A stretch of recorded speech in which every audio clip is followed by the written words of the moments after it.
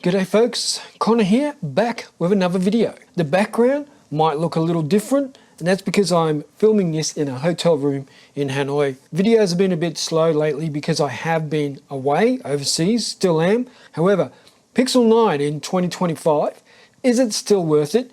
Especially since the Pixel 9a has just dropped. Why didn't I get the 9 Pro? I'll tell you. And why didn't I get the 9a or wait for the 9a? I'll tell you that as well. Now, overall, Pixel 9 and Pixel phones in general are my favorite phones. Let me get this out of the case. I think Pixel phones look amazing. Wouldn't you agree with that? I mean, that just looks really sweet. I love the camera hump. I love that glossy back look, and I love those edges, those chamfered edges. Very iPhone-esque, if you might say, but for me it is a really nice looking device. There's also other colors. We have pink, which is called peony, whatever, it's pink. Then we have porcelain, and then we have black, but they're calling it obsidian. Does that mean my shirt's obsidian? Huh? An obsidian shirt to go with my obsidian Pixel phone. I think they look nice, and I do like the build quality. Now, I have dropped this already with no case on it and nothing happened. And I dropped it from waist height onto concrete floor, nothing, absolutely nothing wrong with it. You can't even see a scratch on it. So I don't know if that's going to happen every time, and I do not want to test that over and over again, but it must have some build quality and some durability for it to fall for over 1 meter and land on the concrete and not break. It also is boasting IP68, so that's 1.5 meters underwater. Now, I'm just going to quickly jump into the specs here on the Google website, so there's no bullshit here. The display, 6.3 inches, I love that. Probably one of my favorite parts of this device. Now, it is 422 ppi, and it is an OLED display, and it is coming in at 1080 by 2424. 60 to 120 hertz refresh rate, so not your 1 to 120 hertz that you would get on the 9 Pro and 9 Pro XL, and a peak nits brightness of 2700. Now, it doesn't stay that bright for very long, just enough time for you to see what you're doing in extremely bright lights. Then it will dial back to 1800 nits, so still plenty of brightness. And now, going in with that 6.3 inches is 198 grams in weight. I did get the 256 gigabyte version. In Australia, where I am from, you get 128 or 256 gig options. Now, this does have the Google Tensor G4 chip, so that's an upgrade for me. And it has the Titan M2 security chip as well, which I'm impressed with. I do find that Google offers a lot when it comes to the processor and the security and features like, fall protection and emergency SOS contacts and stuff like that. I find there's a lot of cool stuff in the software. Now, it does come with VPN as well at no extra cost. I don't know how long that VPN is going to last for. And to be honest, for me, it's a bit useless because when do I use VPN most? When I leave the country. When is Google VPN not available to me? When I leave the fucking country. Like, Google, did you fucking think about that? Like, what are you thinking? Who needs VPN?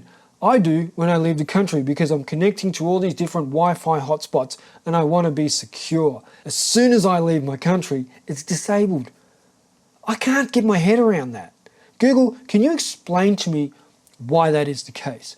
Also, all the content that I have access to while in Australia, I don't have access to as soon as I leave Australia. Google just says, no, you're out of your country, now you can't use it.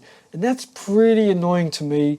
I mean, it's a small world that we live in these days. It's not like we've got to get on a bloody sailing ship and sail for 6 months to get to the other side of the world. It's literally 1 day's travel to get to the other side of the world. So I don't know why I should be restricted on the content that I've already purchased. Especially in a country like Australia, I'm paying top dollar for my services and I should be able to access them anywhere. Now, I do like that Google gives me a lot of spam protection when it comes to calls and SMSs, and it automatically just shoves them all into the spam folder. One of the areas that I love the most about the Google phones is the software. It is very bare bones, it is very integrated. It is so integrated, more so than Apple and more so than Samsung.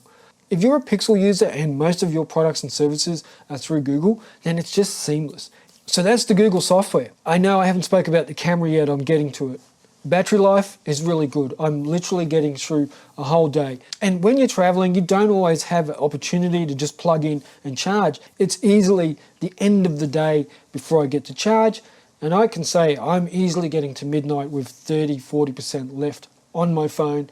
Quick charge overnight and back up for another 18 hours worth of use and not running out. It's important for me when I travel to be able to translate things quickly, hassle-free, and correctly.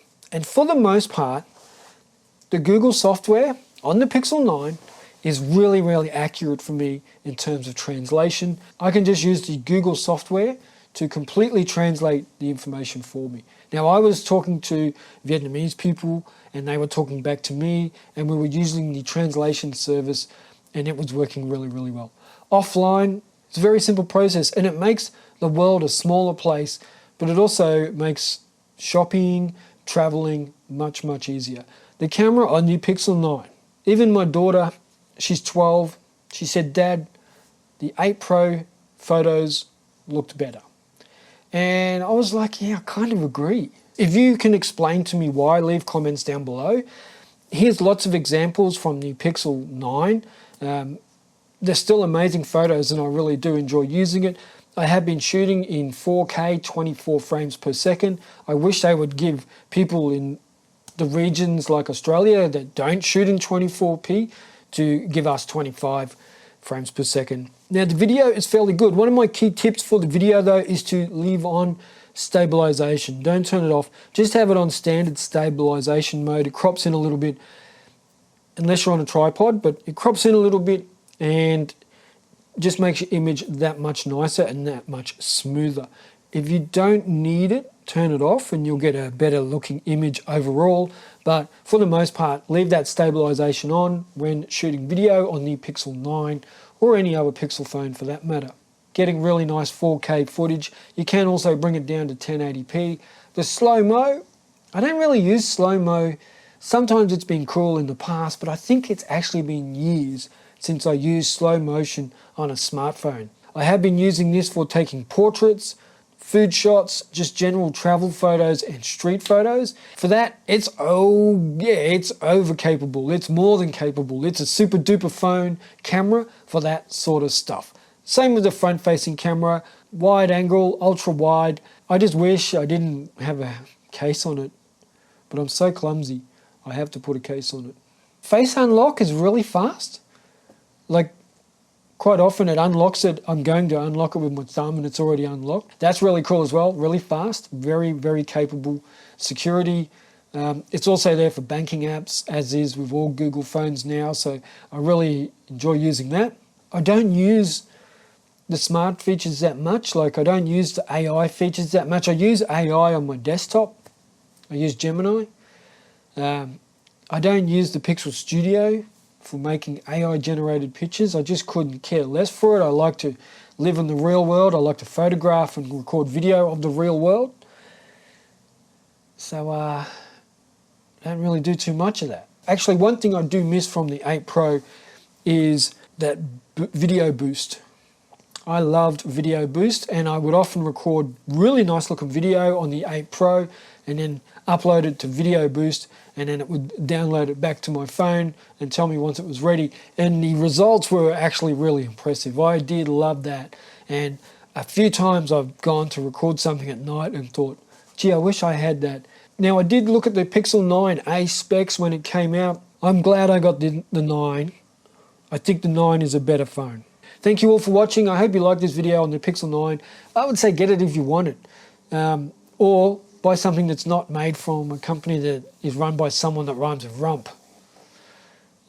Buy something different for that purpose only. Anyway, that's enough of that. Thanks for watching and I will catch you in the next video. Chocka.